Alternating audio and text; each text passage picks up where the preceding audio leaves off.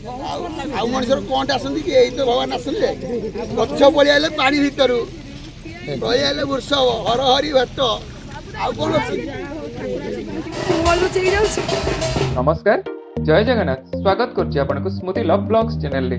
एठारे आपण माने पाई परिबे सबु धरणर ब्लॉग दैनिक जीवनर छोट छोट अनुभव आकर्षणीय यात्रार कथा स्वादिष्ट खाद्यर स्वाद मजादार फनी ब्लॉग एवं विभिन्न प्रमोशन और एंटरटेनमेंट वीडियो। नमस्कार मोरनी स्वागत कर स्मृति लव ब्लॉग्स चैनल को आम आसी पहुंचे केदारनाथ केदारनाथ आप देखा चाहते उत्तराखंड जाऊ पड़ोनी ए किस दिन में देखिपारे 24 तारीख रु तो आप जल्दी रसुलगढ़ जी से काली पूजा चलती तो सही देखिपारे।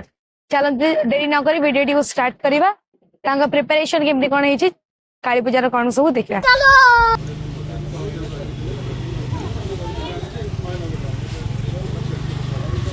नमस्कार जय जगन्नाथ मु स्मृति स्वागत करछि आपनको स्मृति लव ब्लॉग्स चैनल को।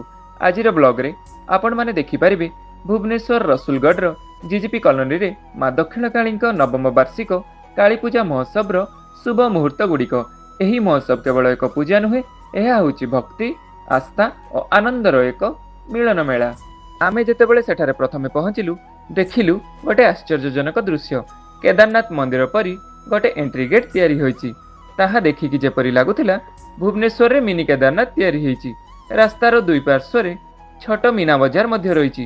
पूजा मंडप चारि पाखरे चकाचक लाइट और मां को नामर जय ध्वनि रे सारा परिवेश भक्तिमय होई जाइछि। देखि पारुथिबे मु वर्तमान आसी पहुंची जाइछि मां दक्षिणकाली पूजा कमिटी रो जोठी हमर स्टेज हेतिला मु सेठारे आसी पहुंची जाइछि। तो चलंतु वर्तमान जिबा मां दक्षिणकाली को दर्शन करबा। मु तापरे जाइकि मां दक्षिणकाली को दर्शन कली। मां को मुहरे से आलोक तांको आखिरे से कृपा देखिले लागुथाई जेमिति समस्त दुख भय अशांति चली जाइछि।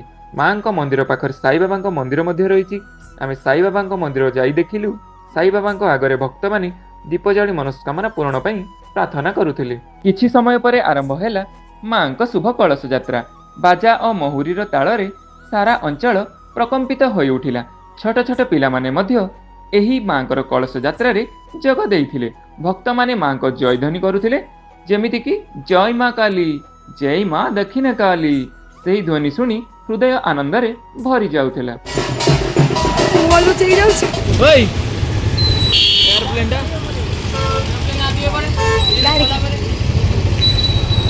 आज हम तो पूरा चलो चलो बड़े बाबू जीवा में नदी पट हाँ मु एक्सपेरिमेंट करथिली तो डाइनिंग का जो भांग देथिली तो एबे आमे बाहर पड़िलु नदी पटा को जीवा। तापरे जेतेबेले घट स्थापन हेकी जीव तापरे आमे मर जीव काची आनिया। तो कैलाश यात्रा जेमति कि जानछथि जे आरंभ होई सलाणी नदी पटा को जाइछन्ति पानी आनिया पई। से पानी आनिला परे जाइकी मंदिर रे कार्य आरंभ हबो। तो चलंती जीवा नदी पटा को आउ देखिबा केमती पानी आणुछन्ति। जीवा चलो तमे गोटे निजर गोटे करना आ काई आमे पानी तो हमको देखा गलानी। चलो जीवा। कलश यात्रा नहीं समस्ते नदी पठा दिग को गले। सेठारे नना माने मंत्र पढ़ुथिले।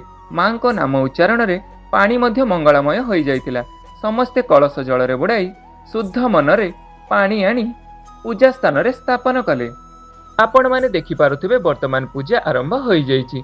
पूजा आरंभ हेबा पूर्वरु सेठारे जणे नंदी महाराज आसीथिले। जेमिति लागिला स्वयं महेश्वर आसीचंदी। लोक माने तांको प्रणाम कले और तांको खाइबा सहित तांको भक्ति भाव रे तांको सेवा मध्य देइथिले। तो चलंतु वर्तमान देखिबा नदी पठारे केमती पूजा होउची आ कोन सब होउची। आपण माने तो देखि पारुथिबे नंदी महाराज आसीचंती स्वयं महेश्वर मध्य आसीचंती। ताहाले ताहा एक शुभदायक। तो चलंतु वर्तमान आगो को वीडियो देखिबा। जदि आपण माने महेश्वर ठाकुर को भल पांती ताले कमेंट जरिया रे ओम नमः शिवाय लिखंतु।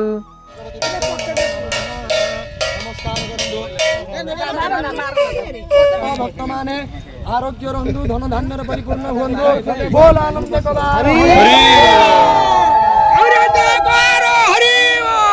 वर्तमान तो पूजा सरी आसलानी। पूजा सरिला परे समस्ते पुणी थरे बाहरिले मां दक्षिणकाली मंदिर अभिमुखे।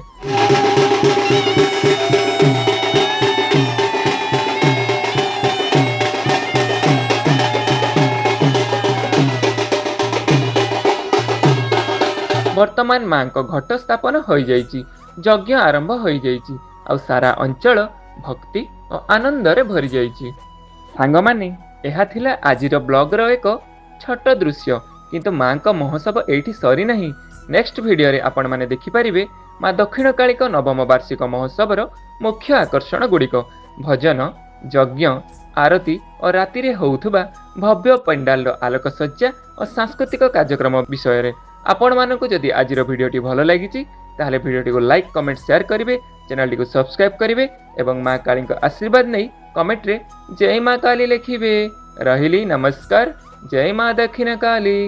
ଭିଡ଼ିଓଟି ଦେଖିବା ପାଇଁ ବହୁତ ବହୁତ ଧନ୍ୟବାଦ। ଆପଣଙ୍କୁ ଭଲ ଲାଗିଲେ ଲାଇକ୍ କରନ୍ତୁ ଓ କମେଣ୍ଟ କରି ଜଣାନ୍ତୁ ଆପଣଙ୍କୁ କୋଉ ପାର୍ଟି ଭଲ ଲାଗିଛି। ଆଉ ଆମ ଚ୍ୟାନେଲକୁ ସବସ୍କ୍ରାଇବ୍ କରନ୍ତୁ। ପୁଣି ଦେଖା ହବା ନୂଆ ଭିଡ଼ିଓରେ। ସେତେ ପର୍ଯ୍ୟନ୍ତ ଭଲରେ ରୁହନ୍ତୁ, ସୁସ୍ଥ ରୁହନ୍ତୁ। ଜୟ ଜଗନ୍ନାଥ।